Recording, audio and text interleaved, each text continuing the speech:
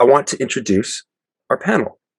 Slava, Shawn, Shruti, thank you so much for blessing us with your time and your knowledge. We really appreciate you joining us. And Shruti, I know it's so late for you, and thank you so much for taking the time to hop on with us and debate some great topics. So welcome to a Sales Hacker webinar. Yeah, I love the community. So anytime. Fantastic. Good to be here. Awesome.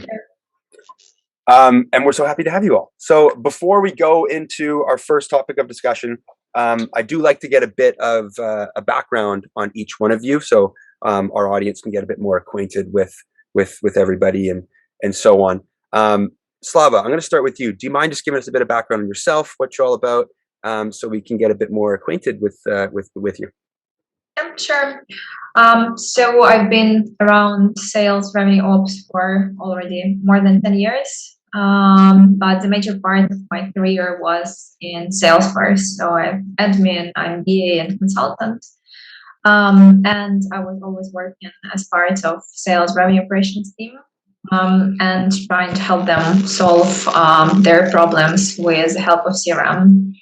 And then I moved to doing both of that at Revenue Grid, like owning our CRM and being director of sales revenue operations.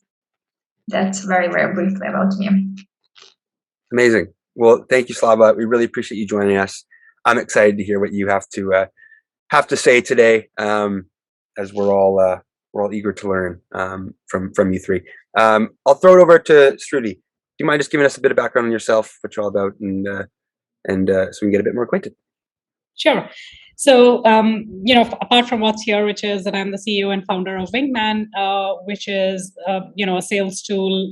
And I know we're talking today about how not to have too many sales tools, but here we are.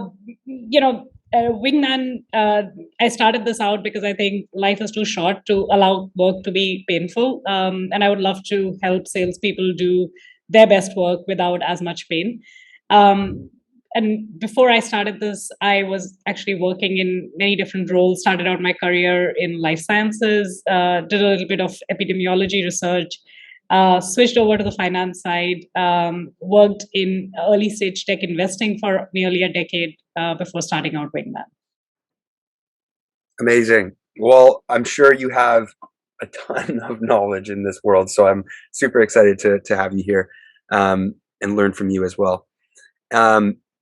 Last but not least, Shawn, do you mind just giving us a bit of background on yourself, Sure. so we can get a bit more acquainted?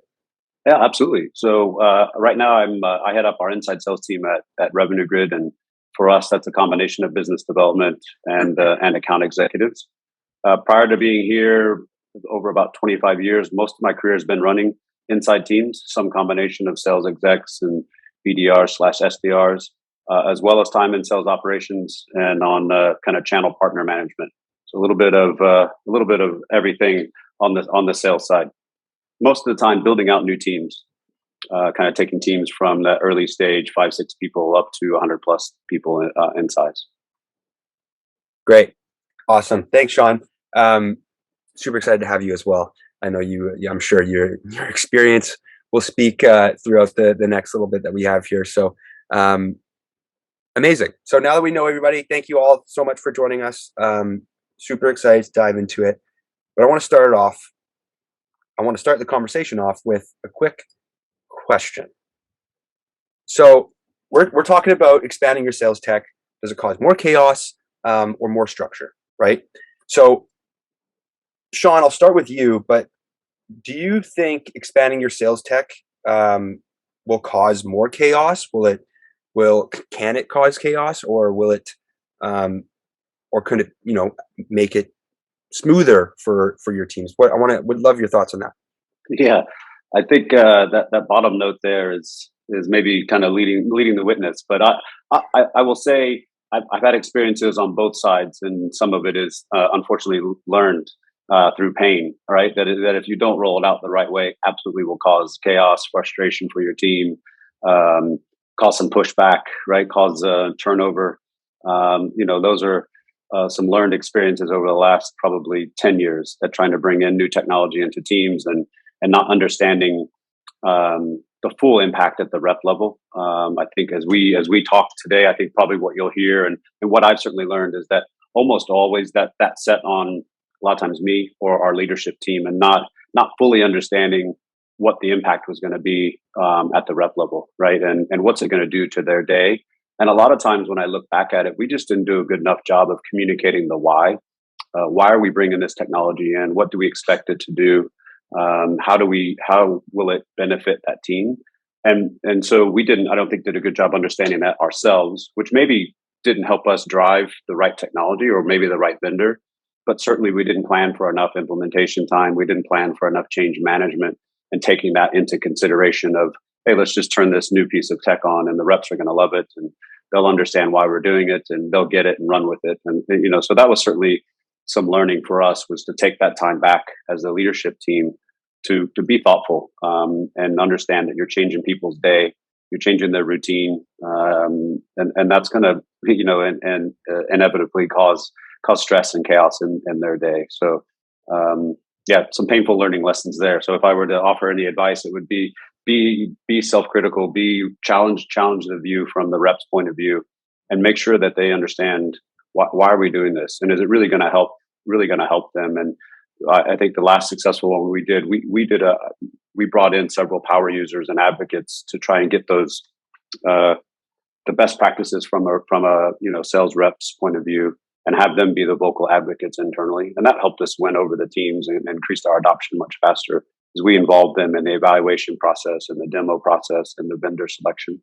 And so they were a voice for us across the rest of the team. Yeah, I love the point on explaining the why, because I feel like a lot of companies, they just bring on new tech, don't really know how to kind of roll it out, I guess you could say, the best way. Sure. And I've been in that position too, where it's like, hey, we've got this new tech, now run with it. And I'm like, well, sure. One, can you tell me why I need this new tech? And two, sure. Can you show me how to use it properly? Right. Right. So yeah, I totally I love that point. Slava, I'll throw it over to you. What are your thoughts on this big question?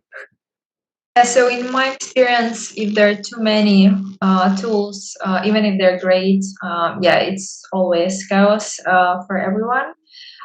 Sometimes they do not work well together, and also I always had an issue with my sales reps that they hate having separate windows or having to be redirected anywhere else. So yeah, as long as it's in one place, as long as they know what it's meant for, how to use it, but still the more you have, even if they're super cool, it's always an issue. I can also say it from admin side. So it's always difficult to have them work together correctly, do not conflict between each other. So yeah, I agree with Shawn. It's very important to explain why for anything you introduce for your sales team. Otherwise, you will get zero adoption. Yeah, and having a show, having others show how they use it, you making sure that they come back all the time to the tool and recap the knowledge, train them again, because very often users tend to forget some useful stuff. If you show them at the start, I had a lot of cases like this. Yeah, I showed and everyone's like, wow, this is so great, I love all the features.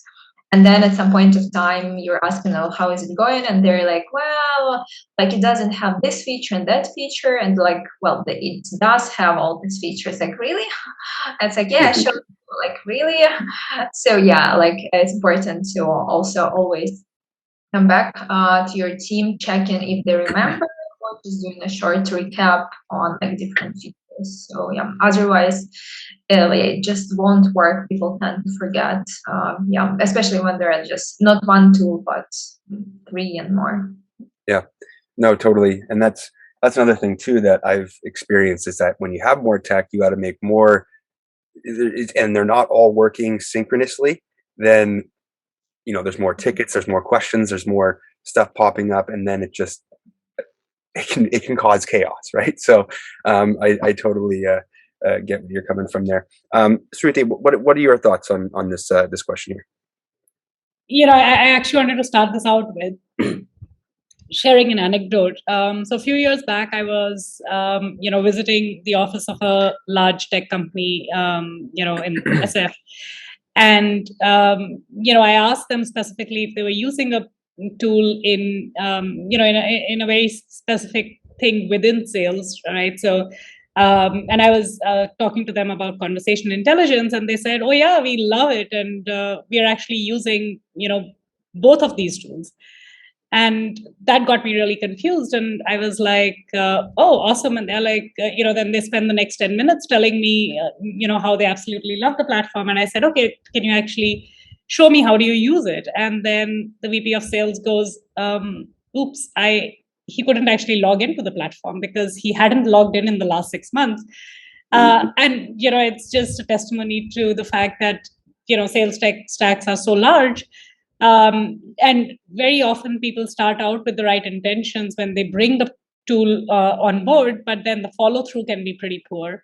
And at least in that specific case, right? And I know this is not an isolated example. We see this all the time, right? Where you also have the challenge of legacy tech stack, because you had one sales leader who came in with something that they liked, and then you had a new sales leader who was used to using something else in a different organization, and then they said, "Let's bring this other one, and then slowly we'll transition our team from A to B." Those things can cause a lot of chaos. But more than just causing chaos in terms of inflating the stack, what it also does is it sends out a message that you're not committed to any of those tools. So while you're putting a lot of money behind the stack, you're not actually showing your commitment to say that, we will continue to use this over a period of time, right? It's a message of instability to the team. So the team also doesn't want to go and invest time and effort in, learning the tool and trying to make the most of it.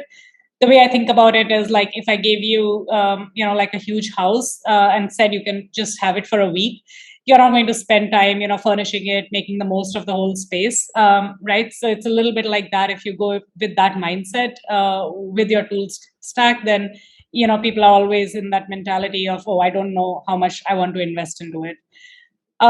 And I think the other part really is that people think about onboarding as a single event at the start of the tool's journey, but onboarding is actually like an ongoing process. And onboarding doesn't just mean setting up the tool and getting everybody signed up. Onboarding also means, how do you make it a part of your process, right? And if people don't spend enough time thinking about that, then a lot of what Shawn and Slava said happens, right?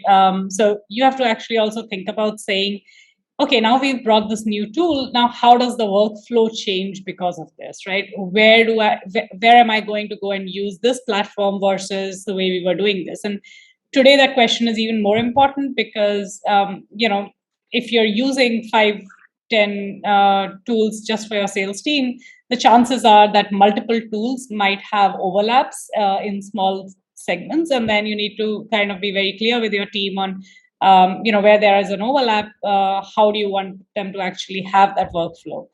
That's kind of my quick summary on the chaos. Yeah, no, it's a great point too, and I like your I like your point on how onboarding is a continuous process, right? And it's almost like there should be each new tech you bring on, there's like a university for that tech where you can continuously go back, learn more how to best utilize that piece of your tech stack within your process. Because like you mentioned, I find a lot of the time there's a one kind of big spray of onboarding, but then it's not like the continuous way. It's like, hey, this is how you can utilize it even more or even better with your current process. So love those insights. Those were fantastic. One question that I have is, how have you helped your teams, when you do bring on a new piece of tech? Before we move on to the next one, how have you helped your team maximize utilizing that piece of technology? Shawn, I'll start with you.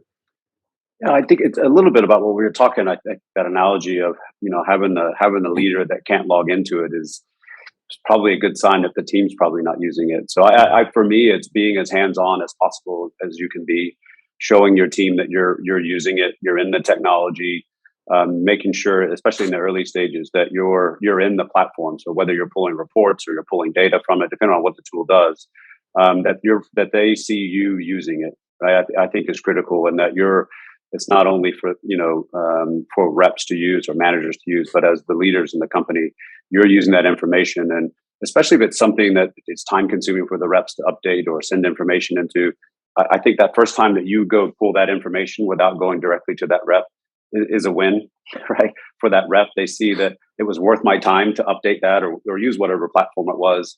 And then you've got fewer questions coming into them, right? So I think just being part there, for the onboarding, being part of the follow-up training. And then, I think the other piece is go sit down with your teams. I have an advantage of having mostly inside teams. So they're usually in the same office that I'm in. Just go sit down with them and have them walk you through how they're using it. Make sure it's doing what you thought it was going to do. And also, you can't have a thick skin. You need a thick skin, I guess. Take their feedback on, is it doing what we thought it was supposed to do? Did the rollout go the right way? I think those two pieces just show your commitment and that you're willing to get your hands in the middle of what's going on, and you want the feedback of, is it working or not? Yeah. Like what's the saying? Walk the talk. Right? Exactly. Yeah. I think that's fair. Yeah, exactly. And you're right. As if your leader is using it, and then you'll be like, okay, well, great. Then I'm on board as well. Slava, how have you helped your teams, maximize a new piece of tech that comes on? Yes, so usually I do, because I owned like all other tools except for besides Salesforce. So first of all, I tried to set up it correctly, meaning I was gathering feedback from the people what they need before we were introducing the tool. Or it was the area which I knew well, because in my career I've also been inside sales, I've been customer success, I've been in support. So I know how users work and what they need. So we'd usually end up with some use cases, and when explaining training on the tool, I would use some specific use cases and showing how for example, I set up this in the tool and how it's supposed to be used and so on. Also because those use cases are representing some problem solved. Yeah, so talk hey, remember you had this problem, so we found this tool that is currently will help you now solve this problem. And that's how it's going to do. So now you do this, just click here and there. And the other part, I always do written instructions with pictures. Everyone loves pictures, regardless of date. So why I do written? I personally dislike video instructions, because it's easier to find the correct, if you missed some point, it's just easier to find it in the text versus the video, at least for me and for everyone I work with. So usually I do written instructions with all the pictures, and again, try to recap on those, and also chat with my team a week or 2 weeks, months afterwards to figure out is everything okay? Are they happy? If there's something not working for them, what's this? Why? If they just miss the point how it should be done, then I would just tell them again how it can be done. So I always spend time. If someone needs help, they know then they can just tell me, and I will have a call with them, just with them, if they're not comfortable asking questions in front of everyone else. So I will always do it to make sure that they use the tool. Even if I'm overloaded, I will still always find 5-10 minutes for them. So, that's my approach. Awesome. Yeah. And you know what? You're right. Everyone does love pictures. I'm a visual learner, right? So I kind of need that at times so I like that a lot.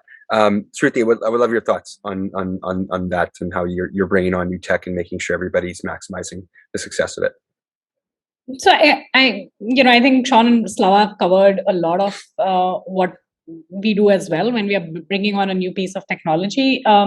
Maybe one other thing that we do, and this is more for when I'm bringing on a new hire, and that new hire now needs to get onboarded on like so many different pieces of technology, sometimes it can get really challenging because they might have too much content to consume, and then they are like, do I want to understand the business first, or do I want to understand the tools first? And like, this is just too much. What I like to do is actually give them little tasks, and those could be like level 1, level 2, level 3 tasks for a particular platform, and say that, hey, this is what it'll help you do. And then, if at the end of your week, if you can do these 3 things on the platform, then, you don't need to look at any other materials, right? Because different people might learn differently. Some people like to watch videos. Some people like to go through help articles. Some people just like to explore. So I would just kind of focus on the end result that we want them to be able to achieve with the platform, rather than maybe, trying to define very stringently what their journey should be, because it can be so overwhelming when you're new to an organization. Mm-hmm. No, that's I love that. That's a great point. Just the baby tasks or baby steps, right? Until you can maximize and start really utilizing that. So that's a really good insight there. Okay, Mikey, just ahead, if Shawn. I could just to add on to that piece, it reminds me. There's been a couple of times where I've had a veteran team and we wanted to bring some new tech in, so we kind of went the other way, Shruti, where we just trained the new hires.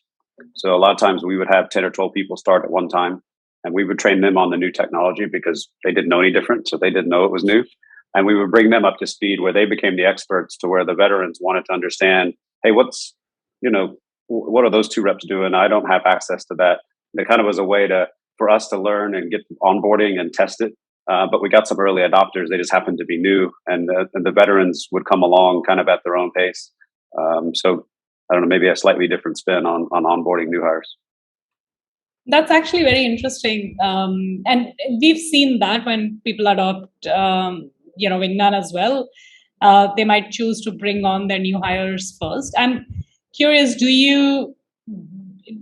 you recommend that to, for example, your customer success or salesperson as a strategy as well, for trying to drive adoption within a team? Or do you see that as a risk because you're not going to get as broad a base of adoption? Yeah, I think it's, at least for me, it kind of depends on the size of the team. I think you got to have a good group. And if you've got some, at least in our world, if you've got a team where people have been around for more than 2 years, I mean, those are veterans and inside sales teams, right? And I think you have to know their personalities. And at least the last couple examples where I did that, we had a good existing business that was going with those veterans, and it wasn't worth disrupting their day to bring on this new tech, because we were looking to change and disrupt their day to day. It was easier to start with the new hires. And in our world, after 2 to 3 years, we have a lot of turnover in inside sales. So, some of that was, where do we want to make our investment? Where do we want to spend our time? And so it kind of just depends on the evolution of your team. How mature are they? What's your turnover like? And, use that to your advantage as you're trying to bring on the new piece. And, I think you got to judge your team. So yes, I would recommend that to folks. But I'd want to know about their team. Like, what's their turnover? What's their tenure?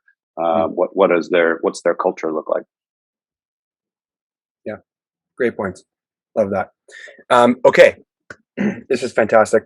We got to move on to our next point here, but it's another question that I think is very very important to address as well. So, even like it says here, even the best-selling reps struggle to stay organized, right? Everyone has their own process. Everyone kind of does things their own way. But why do you think, some of those top performing reps that might have everything kind of locked and loaded, have their process really, dialed, why do you think they could still struggle to stay organized? Slava, I'll start with you. Yes, so in my experience, like top performing reps are just trying to sell more than they can actually handle. So they get just many tasks. They try to make too many calls, send like more emails than they have time to do. Also, like since like also in my experience, top performance would be great in like communication with their existing customers, which means that they might get unexpected calls from them, which were not planned and which distracts a lot from work. So yeah, it's usually like I've seen it mostly like the top talent are having bigger troubles like to be organized versus lower performing like sales reps. So yeah, they just have too much on their plate. When I've been just started my career as like Salesforce admin, I was always unhappy and angry at the sales reps because they were not able to keep up with like processes and like their Salesforce hygiene was awful. But when I started doing sales myself, I realized that that's just happens because you have too much on your plate, and like you're jumping from one task to another, and it's very difficult even to remember. Like even if you have like your day tasks written, like and you have just 5 of them, you really have difficulty to cope even with like 3 because you get so much unexpected like stuff like calls or someone replied and instead instead of maybe just saying yes or no or like just sending a quick email, you really need like to sit down and spend a couple of hours with other teams trying to figure out what to reply, what to suggest, what to propose, or how to handle like objection, etc. So yeah, it's like the better you sell, the more the more difficulties you have with organizing your workload and your time. So yeah, that's at least my experience.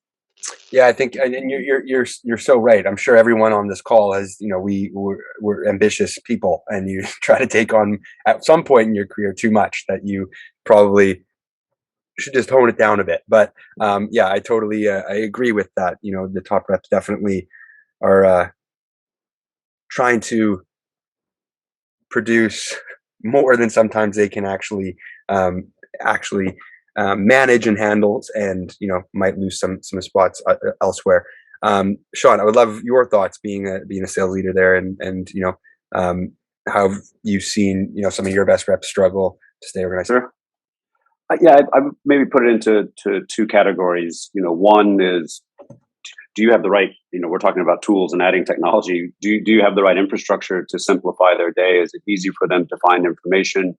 Can I find that case study? Can I find a legal document? Where's my InfoSec? Things that are common to them. Is there an easy place to go? Or is it all in everyone's head and someone's shared drive and I've got something saved on my desktop, but I have to go over to this person to get information? And I think the more that you can give them access to what they need and truly understand what shows up all the time when they, day to day. So that's at one level. How organized are you as a company, right? And how can you help them? And then secondly, which I think sometimes gets overlooked, is are you hiring the right kind of rep for your culture and your sales cycle? Right? Sometimes there's a mismatch in their processes and how they think, and they like really long relationships and nurturing and helping clients, but you want to close deals every 2 days and move, and they're going to be out of sync and out of alignment with your company. So that's hard to do during the interview process, but I think that's a critical piece, is trying to find people that match your sales cycle, match your culture, match the types of clients that you want to go after, to where there's a smoother fit from the beginning. I think you'll have a higher hit rate there. Totally. Yeah, that's a great point. And like setting them up for success from the get-go, right? Sure. Yep. With all the right tech and all the right information that they need, right? So a great point. Shruti, what are your thoughts? I think that there is often a lot of conflict, especially within sales teams, between like what Slava was mentioning, having good CRM hygiene versus being a top performer, right? Like it's not a conflict from the standpoint of those two can't coexist, but those two can definitely don't need to be correlated in the minds of a lot of people, right? And so I think that there are systemic issues, right? And I don't think that there are easy answers. But one part of it is, do you think that if having a good process is important to the long-term success of the company, do you then also think about incentive schemes that encourage or incentivize having a good process, having a good CRM hygiene, following through, right? Because just paying lip service to that, doesn't actually help keep everybody aligned in the long term, right? I think that's one part of it. The second part of it is, I like to call it like make the naughtiest kid the class monitor or class representative. I don't know what it's called in the US, but it's literally like you have a really good top performing rep who has a really poor CRM hygiene or doesn't follow the process. Then maybe you co-opt them to setting up a process and actually then they kind of learn the importance of it and I think get bought into it.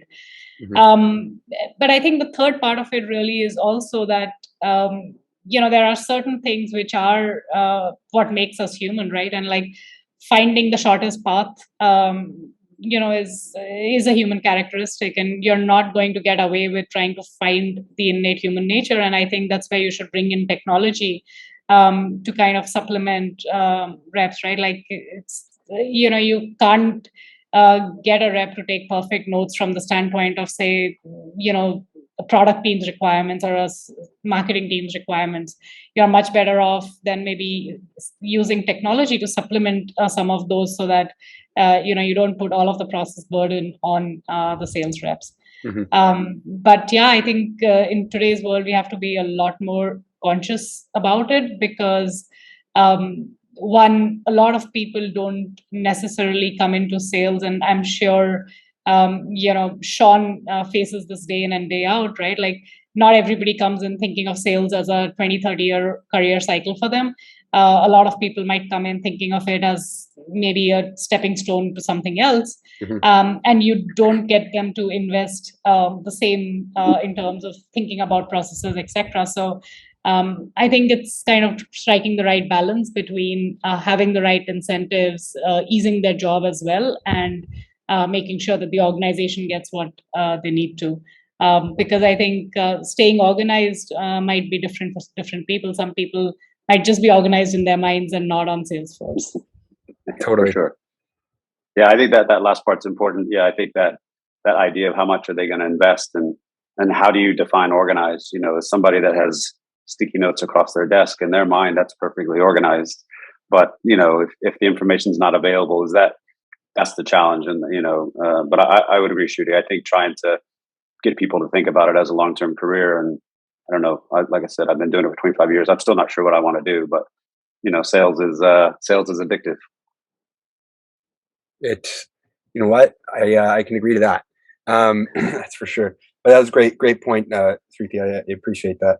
Well, let's ask the audience. I've got a poll that I want to run here. Sales here. Let me just drop it in here. So we're gonna ask. I'm gonna launch it here shortly. If you can see it, can you see that on my screen, everybody? The poll there. I just see the placeholder. Okay, so I'm gonna launch this poll. I'm sure everyone will get it. But when reps are overwhelmed, they can sometimes miss their quota. Why do you think this is happening? And what are the biggest challenges that you're facing? I'm going to ask the audience here. I'm just going to launch it quickly.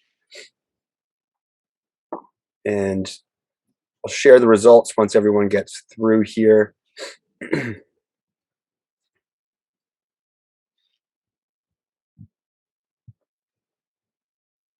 everyone see this poll? Yes. They're going through now. Okay, great. Fantastic. Well, we'll just give that a couple of minutes, or about 30 seconds or so, to get some more responses from it. But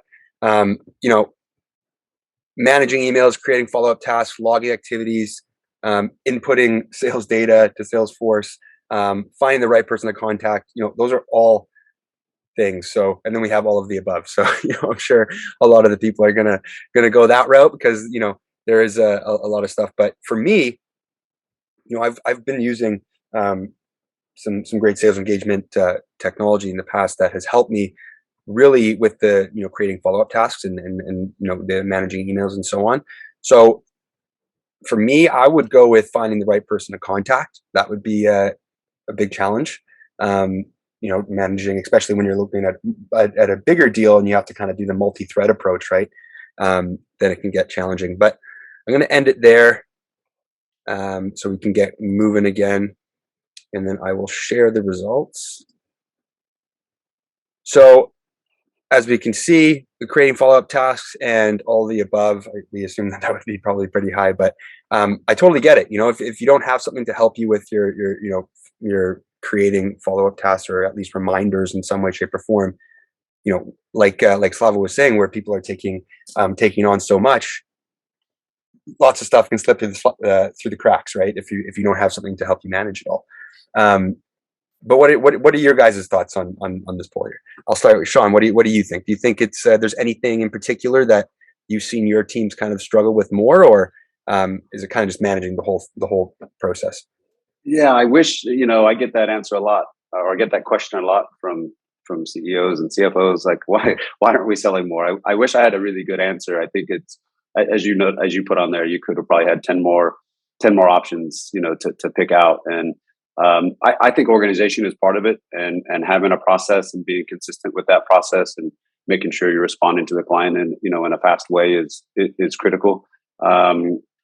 That's certainly part of it. I'll go back to the hiring as well. As much as we want to rely on tech and sales processes, I think trying to get the right people that have the right desire to want to be in this job, that want to put the effort into perfecting their skill, because it's a skill they've got to practice. They have to invest in some training and get good at their craft and treat it as a profession just like anyone else would. So I don't know, we could probably spend an hour talking about those different topics, but when I look back at the successful reps that I've had, some of it just, they come in with that kind of DNA. They come in with the right objective and the right mindset and this desire to be a top performer. And it's not always about the money. Sometimes it's just they want to be number one on the sales chart. Those people seem to find a way, regardless of the product, regardless of quota, territory. They're just going to be consistent performers. And if I were to pick one thing, I think I'd go back to hiring and trying to find the right person. Yeah, no, it's a great point.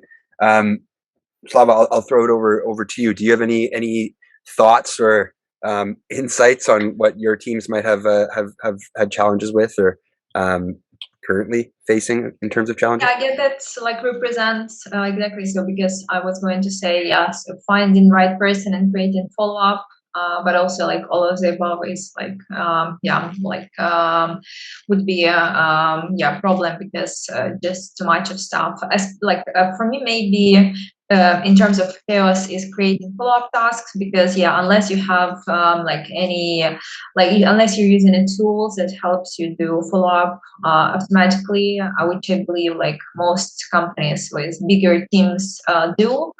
It's it gets really difficult. I remember times when I been inside sales and we were 10 years ago doing all manually, all the follow-ups, finding every mail and sent items, checking if that person didn't reply because emails were not yet threaded, then just replying all, following up, making sure that you do all 4 or 5 or as many as we decided to do follow-ups. So that was, I guess, less of an issue maybe at the moment, and also not only emails, it could be different follow-up tasks like sending quotes, etc. But the more tasks you have, even if you do only specifically only if you send emails, still if you have too many, it becomes difficult. And when you have different types of tasks, then it's always an issue to keep up with all. Definitely, and even there's tech out there to pretty much help each one of these things, right? So if you're adding some, some might not have a very streamlined approach where they have all of this in line. So that's, that could be 5 new tech pieces that you're bringing on, right? To tackle all this, which just, too many tasks plus overwhelm reps can cause chaos, right? Which is, what we're tackling today. But Shruti, what are your thoughts on that poll? Yeah, I mean, I think it's not that surprising. I would love to know who the audience was, right? Like, was it managers or was it reps who were saying and thinking that way?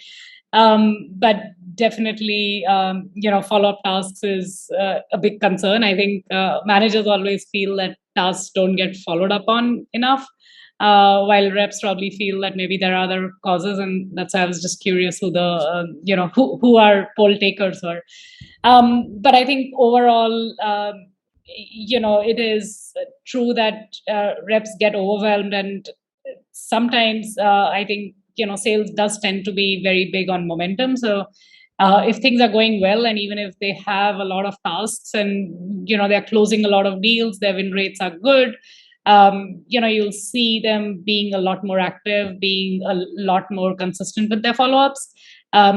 Even though you might feel that they're doing way too many activities, but at the same time, if the tide turns and suddenly their win rates are lower, you might see them struggle with kind of keeping up to date. It's I think a little bit intrinsic. And I've seen that happen with people very easily just after they go on a break, right? Like, you did really well on your quota, you did like 1.5x of your quota, you felt that you deserved a break, you took like a couple of weeks off, and then you come back in, and you've lost some of that momentum. Maybe some of your accounts that were warm have kind of drifted away, and then your win rate suddenly drops, and then people are just lost and they don't know what to do. Mm-hmm. Yeah, that's a really good point. It can be tough for salespeople to take time off to think like, because of that exact idea. At least I have done that in the past, where it's like, okay, if I take a week off, then I might mess up my entire pipe, right? So I try to, but then again, you need some time to recharge and stuff like that. But I totally get what you're saying there, Shruti. Okay, so there's one more thing that we want to cover here. I'm just going to stop sharing the poll, just briefly here. But there is one more thing that we're going to ask the audience after as well, kind of what their thoughts are on this. But let's talk about moving. So everything's changing now again, and we're going back to in person. Like I even mentioned at the beginning of the event, that we're going back to in-person events and stuff like that. And now a lot of companies are going back to in-person in office, and a lot of people have almost changed their process from when they were in office to a remote setting. And now that there could be a mix of both, do you think, what do you think moving from a remote to hybrid to even full-time office, how is that affecting reps? How have you seen it affect reps? Do you see it becoming more of an issue by everyone kind of having to go from, all right, this is how I work remotely, now this is how I work in office, now going back and forth to the hybrid approach? I think it could be challenging for some. I'll start with Shawn. What are your thoughts there?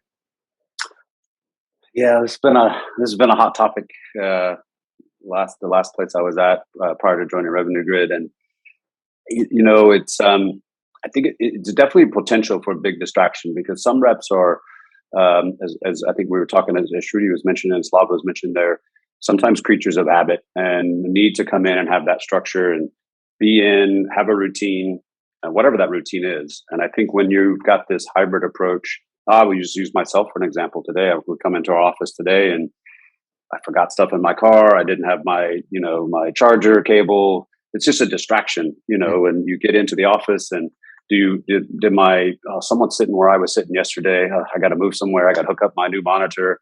That's not working. I've got to call IT. So those are things that, especially in the sales world, it slows you down. And so I think you've got to weigh that option of, okay, is it worth that disruption? And one of the things we talked about doing was, if we're going to have people in, let's make it purposeful days. Let's not have them come in and do their normal day-to-day routine. Let's use it for training. Let's use it for collaboration. Let's use it for brainstorming, where there's things that are happening because we're sitting in an office together, versus come in and all of us just sit in a cube and jump on a webinar or a Zoom call or a Teams call. And we have to go in separate rooms anyway because there's echoes, all that stuff, right?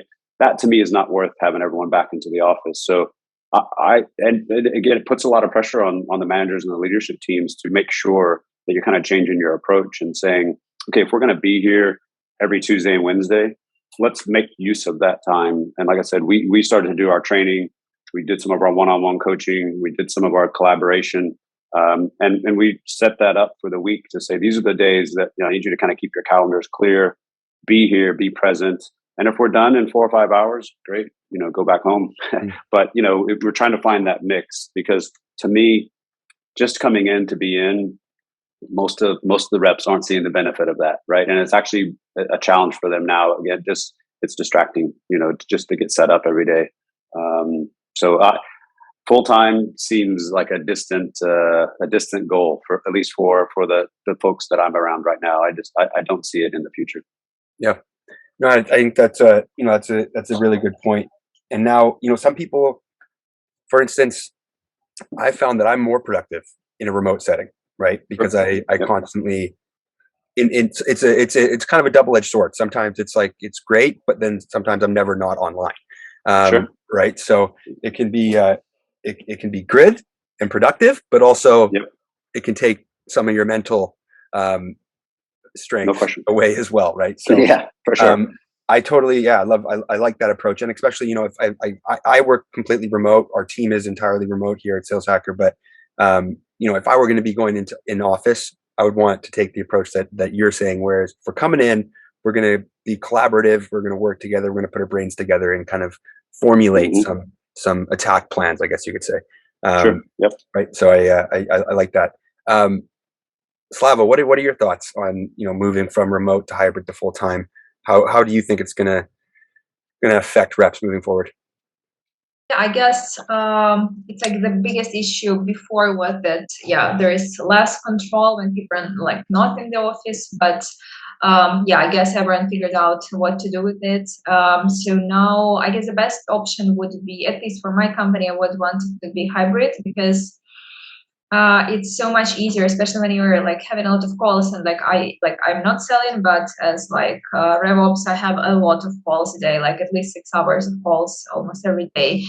And if you don't have enough meeting rooms in your office and so on, I really it's my personal, but I really hate when everyone is just sitting and talking. Even if you have headphones, still it's such a mess. If you want to work and you don't want to listen to music, or you don't want to shut your ears, it becomes very difficult to concentrate and work. That's why I love working from home, because it's quiet. It's not very quiet in my real home, unfortunately, at the moment, but at least where I am now, because I'm from Ukraine. So, it's easier to work usually from home, and but it's very important also to be in the office, also for trainings.